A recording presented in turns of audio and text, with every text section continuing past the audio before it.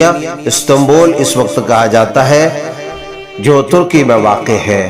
یہ اس کی فتح کی بشارت اور اس میں فتح میں شامل ہونے والے مجاہدین کے لیے رسول اللہ صلی اللہ علیہ وسلم نے بڑی ہی اچھی اور عمدہ بشارت سنائی ہے کہ اسے فتح کرنے والے اور اس پر حملہ آور ہونے والے غازیوں اور مجاہدین کو اللہ تعالیٰ نے بخش دیا ہے۔ تو یہ قسطنطنیہ کے فاتح سلطان محمد الفاتح نے دیکھا کہ آیا صوفیہ جو معروف اور مشہور گرجا تھا، آیا صوفیہ گرجے میں بہت سے پادریوں اور دوسرے لوگوں نے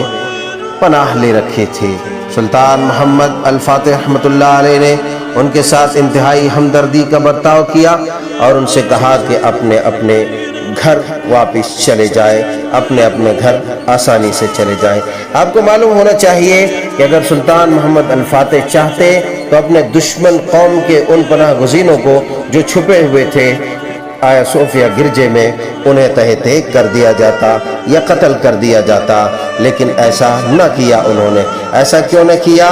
انہیں اجازت آسانی کے ساتھ دے دی کہ وہ گھر واپس چلے جائے اور پھر اس کا انتظام ان کے حوالے کر دیا گیا۔ سلطان محمد الفاتح نے مغلوب عیسائیوں کے ساتھ، وہ عیسائی وہ صلیبی جو ایک صدیوں سے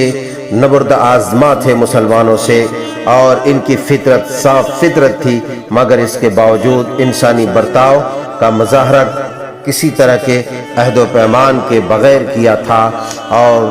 صرف اسے اسلامی اصول و تعلیمات کی نگہداشت کا خیال تھا، اور اسی کے پیش نظر اسلام کے محاسن اور اسلام کی خوبیوں کے پیش نظر انہوں نے بآسانی ان عیسائی مغلوبین کو جانے دیا اور انہیں